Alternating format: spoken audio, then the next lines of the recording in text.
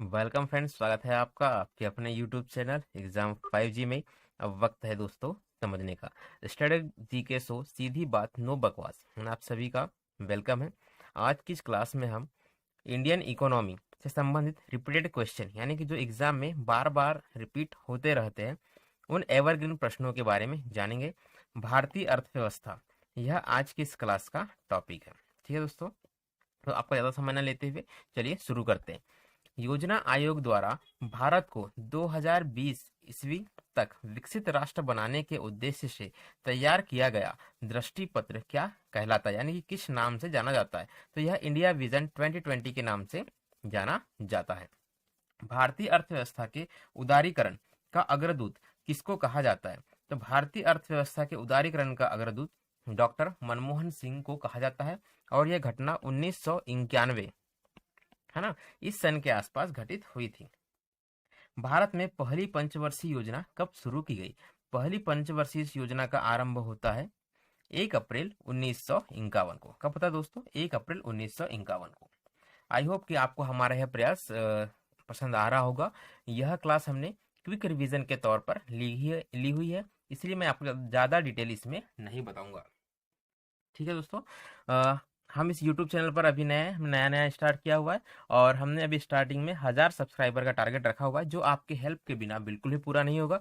यदि आप हमारे इस वीडियो को देख रहे हैं तो प्लीज़ हेल्प अस इस 1000 सब्सक्राइबर के टारगेट को पूरा करने के लिए हमारी मदद करें, है ना, ताकि मैं यूट्यूब पर लंबे समय तक अपनी सेवाएं आपको देता रहूं।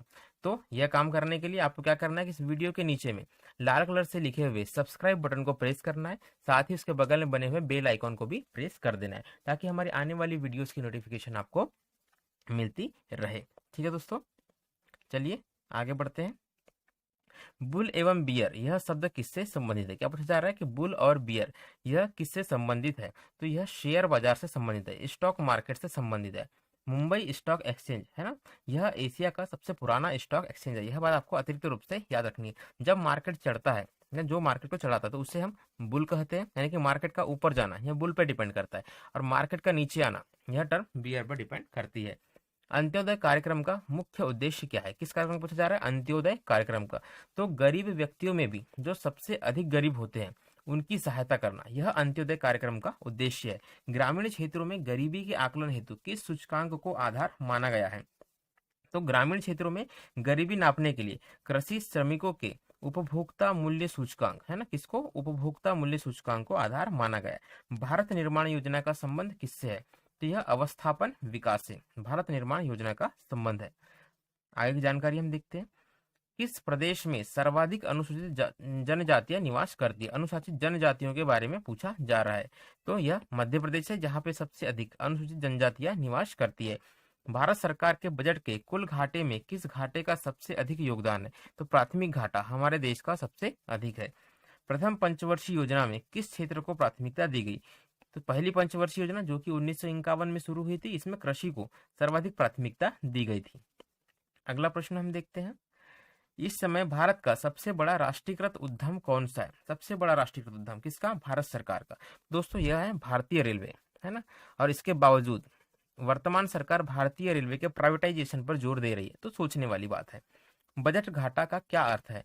कुल प्राप्ति और कुल खर्च में अंतर, कि हमने कितना पैसा जो है विदेशों से अर्न किया है ना, और विदेशों से, और अपने जो जीडीपी में कितना पैसा अर्न किया है और कुल कितना खर्च हुआ है, तो इनका अंतर ही बजट घाटा कहलाता है। भारतीय रिजर्व बैंक की स्थापना की गई थी। भारतीय रिजर्व बैंक की स्थापना 1 अप्रैल 1935 में की गई थी। पहले गवर्नर थे ऑसबोर्न स्मिथ। कौन थे दोस्तों? Osborne Smith. ठीक है। भुगतान संतुलन के विपरीत होने की दशा में कौन सा कदम स्थिति सुधारने में सहायक होगा? तो अवमूलन वह दशा सुधारने में सहायक होता है। कौन सा? भुगतान संतुलन के विपरीत होने की दिशा में अवमूलन स्थिति को सुधारने में सहायक सिद्ध होता है। ठीक है दोस्तों, अगली जानकारी हम देखते हैं। भारत के ग्रामीण क्षेत्रों में पाई जाने वाली बेरोजगारी का मुख्य स्वरूप क्या है? भारत के ग्रामीण क्षेत्रों में मुख्य रूप से प्रच्छन्न बेरोजगारी पाई जाती है, यह हम कह सकते हैं। अब प्रच्छन्न बेरोजगारी क्या होती है? कि जैसे कि खेती में, है ना, पूरा परिवार खेती के काम में करने में लगा हुआ है, लेकिन जिस खेती को दो लोग संभाल सकते हैं, दो व्यक्ति कर सकते हैं। अब यदि उस परिवार में 10 लोग हैं तो 10 के 10 मिलकर इस कार्य को कर रहे हैं। इसका मतलब क्या है कि दो लोग का काम 10 लोग कर रहे हैं ना, यानी कि 8 लोग की प्रोडक्टिविटी क्या है, 0 है। तो इस कंडीशन में क्या, इस प्रकार की बेरोजगारी, इसका मतलब क्या होता है कि 8 लोग बेरोजगार हैं। तो इस प्रकार की बेरोजगारी को प्रछन्न बेरोजगारी कहते हैं और यह हमारे गाँव में सबसे अधिक पाई जाती है। भारत में सबसे अधिक कृषि भूमि किस फसल के अंतर्गत आती है? तो भारत में सबसे ज्यादा चावल पैदा होता है जमीन पर, है ना, क्षेत्रफल वाइज अगर देखा जाए तो। भारत की राष्ट्रीय आय में सर्वाधिक योगदान किस क्षेत्र का है? भारत की राष्ट्रीय आय में सर्वाधिक योगदान विनिर्माण क्षेत्र का है। पंचवर्षीय योजनाओं के इतिहास में भारत की सर्वाधिक असफल योजना कौन सी है? ठीक है, वेरी आईएमपी क्वेश्चन है दोस्तों। सर्वाधिक असफल योजना के बारे में पूछा गया, लेकिन ऐसे प्रश्न एग्जाम में आते नहीं। ठीक है, इसे आपको याद रखना है। ये तीसरी योजना थी, यह सर्वाधिक असफल योजना थी, है ना। अगली जानकारी हम देखते हैं। राष्ट्रीय विकास परिषद का पदेन अध्यक्ष कौन होता है? बात की जा रही है राष्ट्रीय विकास परिषद, नेशनल डेवलपमेंट काउंसिल, है ना। प्रधानमंत्री इसके अध्यक्ष होते हैं। भारत में कर्मचारियों के महंगाई भत्ते निर्धारित करने का क्या आधार है? तो महंगाई भत्ते उपभोक्ता मूल्य सूचकांक पर उसका आधारित होते हैं, है ना। द्वितीय पंचवर्षीय योजना में किस क्षेत्र के विकास पर बल दिया गया? पहली पंचवर्षीय योजना कृषि पे थी डिपेंड, है ना, कृषि पर बल दिया गया था। दूसरी पंचवर्षीय योजना में उद्योग पर बल दिया गया है। जैसे कि आपको पता होगा, अर्थव्यवस्था के 3 स्तंभ होते हैं, कृषि, उद्योग और आपकी सेवाएं, है ना। तो दूसरे पर बल दिया गया था, यानी कि उद्योग पर बल दिया गया था।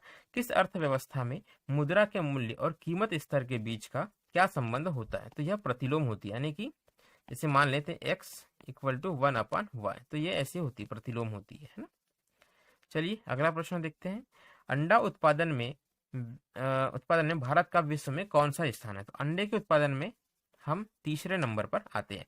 10वीं पंचवर्षीय योजना के अंतर्गत कितने प्रतिशत वार्षिक विकास का लक्ष्य निर्धारित किया गया? यह एग्जाम पे नहीं आएगा, फिर भी आप इसे याद रखिएगा। 10वीं पंचवर्षीय योजना जैसे क्या होता है कि नंबर महत्वपूर्ण होते हैं। जैसे पहला जब आपने काम स्टार्ट किया वह महत्वपूर्ण होता है, उसके बाद 10वां, जो 10वीं चीज होती है ना, 10वां साल हो, है ना, वो महत्वपूर्ण होता है।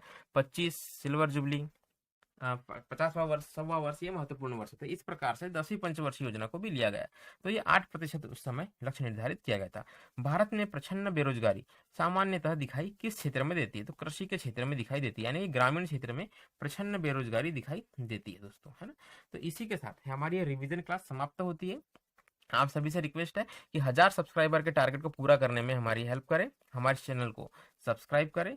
सब्सक्राइब करने के लिए क्या होगा, इस वीडियो के नीचे में आपको हमारे चैनल के नाम के राइट हैंड साइड में सब्सक्राइब बटन आपको दिखाई दे रहा होगा, उससे आप नॉर्मली प्रेस कर दीजिए, उसे दबा दीजिए और उसके बगल में बने हुए बेल आइकन को भी दबा दीजिए, ताकि हमारे आने वाली वीडियोस की नोटिफिकेशन आपको मिलती रहे।